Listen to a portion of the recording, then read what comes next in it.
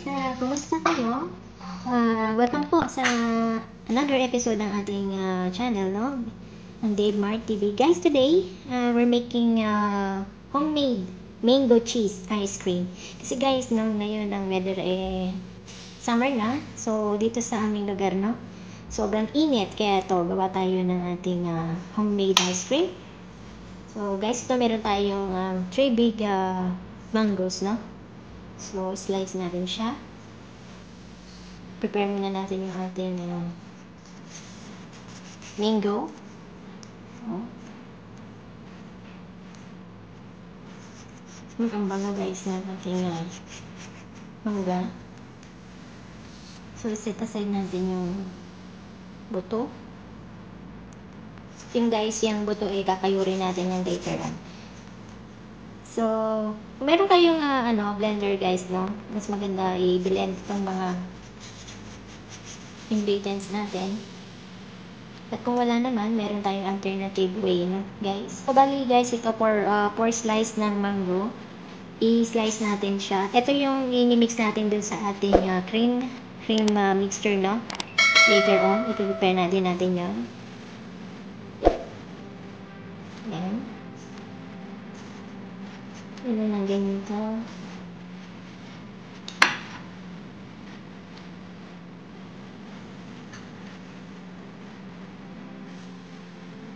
Scrape na yan.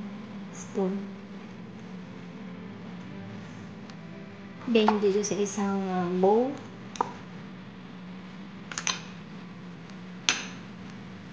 So guys, ito no. Ito yung ating cube na mangoes, yung 4 slices. Bali, set aside muna natin ito. Mamaya, mimix natin sa ating cream mixture at ipang-tatap natin. Itong ating natira, itong yung buto, no? I-scrape natin yan guys.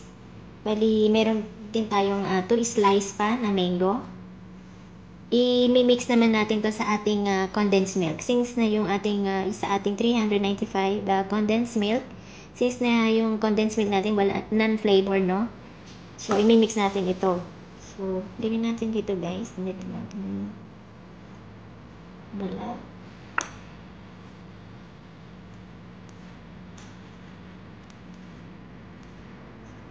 Ito guys, no?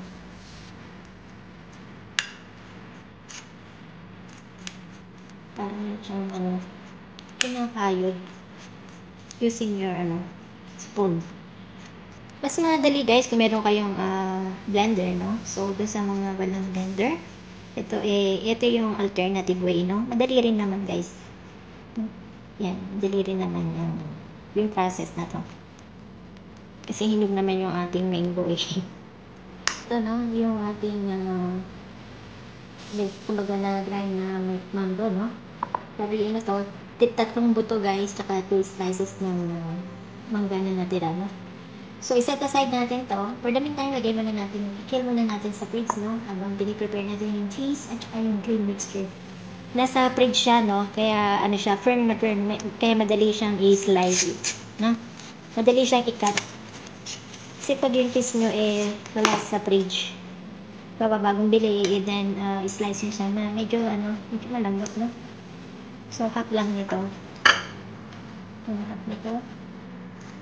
May mga leftover kayong cheese guys, no? Hindi na kailangan bumili pa ng bago. So yan, tabi natin yung kalahati. Slice natin ito. Slice natin to guys ng mga square mo ng maliliit. Mga siya ganyan. Mas maganda kasi guys yung small lang yung pagkaka-cut nyo sa no? Sa inyong cheese. Cheddar cheese. Kasi yung parang cube siya, medyo maalat kasi pag ganun. Malalasahin nyo yung maganda yung ganito lang. No? Ganito lang ulit. Yan. Guys, no? To more than siya, half cup. Or half cup na rin, ayan. Set aside natin ito guys, ipang-tatap din natin ito mamaya sa ice cream natin. And then, yung iba, imimix natin din sa ice cream. So guys, ito yung ating for cream mixture, no? Meron tayong 1 big can ng condensed milk. Bali ito guys, 395 grams na nabili ko. So, meron tayong 170 na cream ml.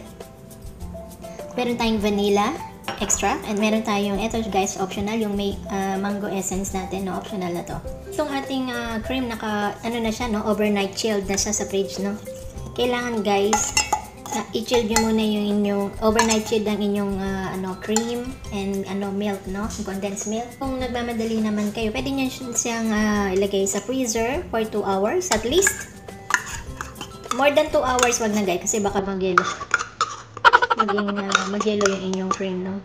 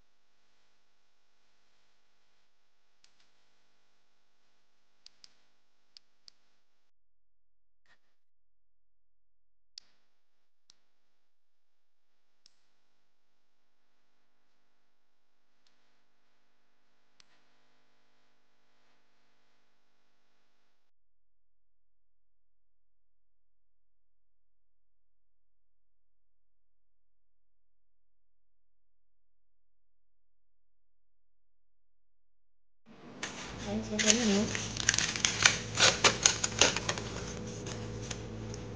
Ayan guys. Ating ice cream.